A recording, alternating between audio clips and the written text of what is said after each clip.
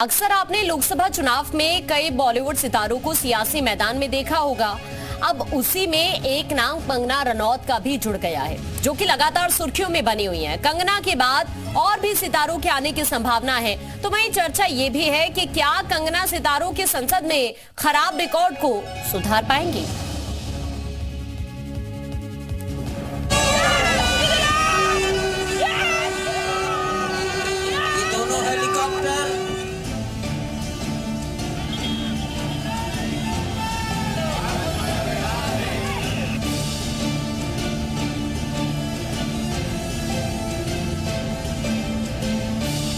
चुनाव और बॉलीवुड का मेल,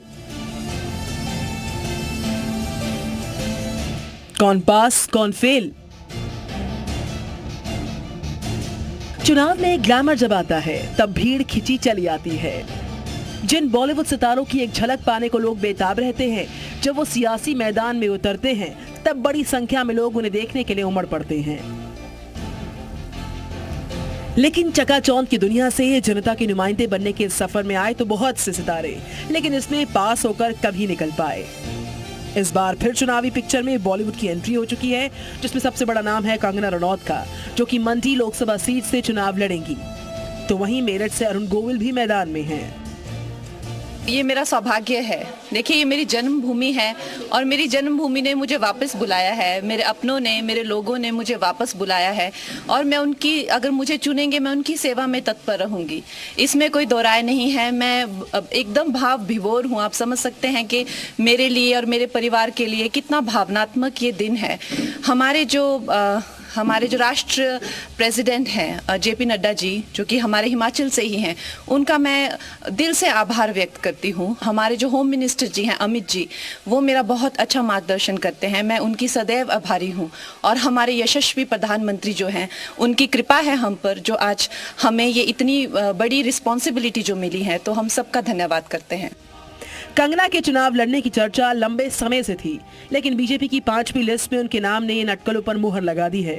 कंगना के अलावा भी बहुत से ऐसे सितारे हैं जिनका नाम चर्चा में है, जो आपको चुनावी मैदान में नजर आ सकते हैं। इनमें गोविंदा है, उर्मिला मातोंडकर, स्वरा भास्कर का नाम भी चर्चा में बना हुआ है। मैं जो करता रहा आज तक, वो एक तरह से आप कह सकते हैं कि वो भी सेवा का एक रूप था। और अब ये लोगों की सेवा का, हमारे भाइयों बहनों की सेवा का एक दूसरा रूप अब यहाँ से शुरू होगा। जब से ये हुआ है कि मुझे मेरठ से चुनाव लड़ना है, तब से वहाँ का मेरा पुराना घर, मेरे जिन गलियों में, जिन कूचों में, जिन स्कूल्स में मैं पढ़ा हूँ, वो सारे मेरी नज़रों के सामने जो है वो घूम रहे हैं। And I would love to be there, and I would love to meet people, and I would love to work for the people of Meerut and Hub. Kangana Ranaut अगर मंडी से चुनाव जीत जाती हैं, तो उन पर बॉलीवुड सितारों के संसद में प्रदर्शन का खराब रिकॉर्ड सुधारने की भी बड़ी जिम्मेदारी होगी।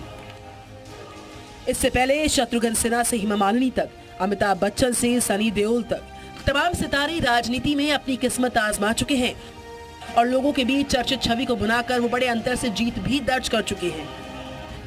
लेकिन जब संसद की बारी आती है तो ज्यादातर स्टार्स ज्यादातर मौकों पर संसद से नदारद ही रहते हैं। अगर पिछली लोकसभा में बॉलीवुड स्टार्स के रिपोर्ट कार्ड की बात की जाए तो एक दो को छोड़कर ज्यादातर का रिपोर्ट कार्ड काफी खराब रहा है।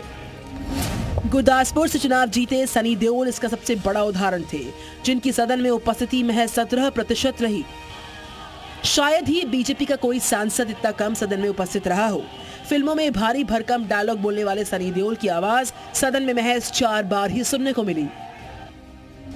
शत्रुघ्न सिन्हा भी बंगाल के आसनसोल से लोकसभा के सदस्य हैं।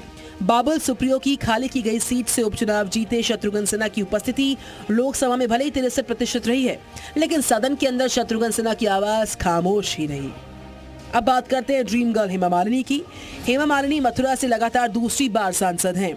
अगर उनके 2019 के कार्यकाल की बात करें तो हेमा मालिनी की सदन में उपस्थिति 50% है और सदन की चर्चा में वो 20 बार शामिल हुई हैं।